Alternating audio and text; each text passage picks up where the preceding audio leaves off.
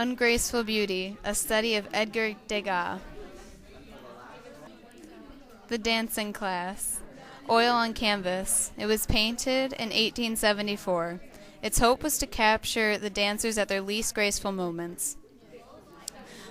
Degas constructs a box-like space in which the walls are not parallel to the picture plane, and they are instead shown at oblique angles.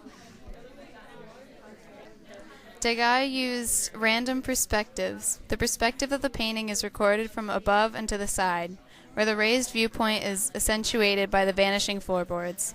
Using asymmetrical planes and perspectives, Degas succeeded in breaking all compositional rules, but still manages to make the painting look perfectly planned and structured.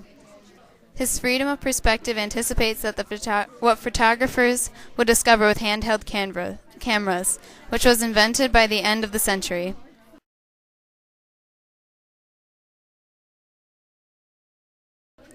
Waiting, by Degas, painted in 1882 with pastels.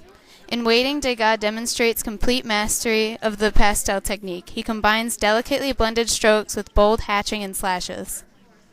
Degas uses creamy pinks, blues, and whites to portray the dazzling dancer who represents the glamour of the stage life, and uses a severe black contrast to portray the dancer's companion, who represents the drabness and plainness of everyday life.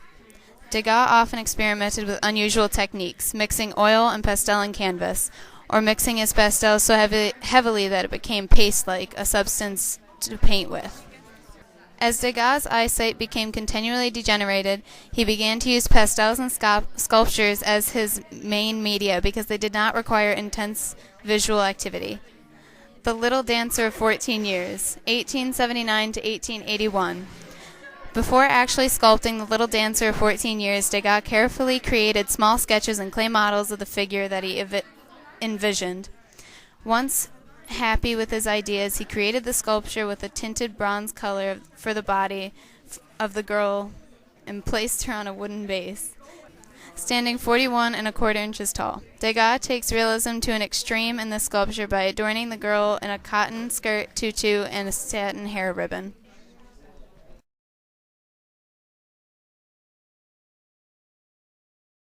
Degas was born July 19, 1834, into a wealthy banking family. He was well educated and showed interest in classical Greece and Roman culture during his studies. His artistic skills were noticed and encouraged on by his family. He copied Italian Renaissance paintings from the Louvre as a young man. He studied the Renaissance and Italian frescoes. This greatly influenced later paintings of his career. Degas took lessons from Louis Lamothe, who greatly emphasized the use of line in his work.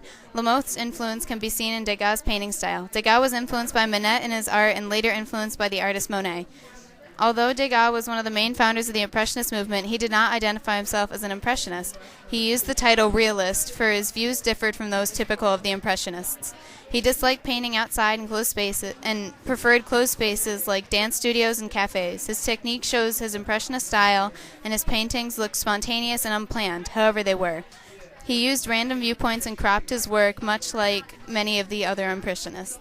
In the 1870s, Paris was the theatrical capital of Europe. Opera houses were crowded nightly. While the cassette focused on the audience, Degas focused on the dancers. The Paris Opera House was completed in 1875. During Degas' life, he regularly visited the Paris Opera House as a visitor to the backstage and dance studio. One of Degas' favorite subjects for his art were the ballerinas at work, in rehearsal, at rest, and was especially attracted by the spectacle of ballet with its elegance and costume and scenery, its movement, which was once spontaneous and restrained, its artificial lighting, and its unusual viewpoints. Usually he depicted the ballerinas off guard, showing them backstage at awkward moments, and he strips his dancers of their glamour to show without artifice. Degas believed that his art should not be available to the lower class, thus creating works incorporating professions, activities of leisure, and people of the class and skill. He was also intrigued by the social aspect of rich and powerful men who protected the young dancers backstage of the opera. During that time, ballerinas were equivalent to movie stars today, and most of the dancers who performed in these ballets were educated and graduates of imperial ballet schools. Unfortunately, by the 1880s, the inventive energy of ballet establishment in Paris had declined along with its popularity and its enthusiastic patronage of the Tsars in Russia. The new dance capital made its way to St. Petersburg.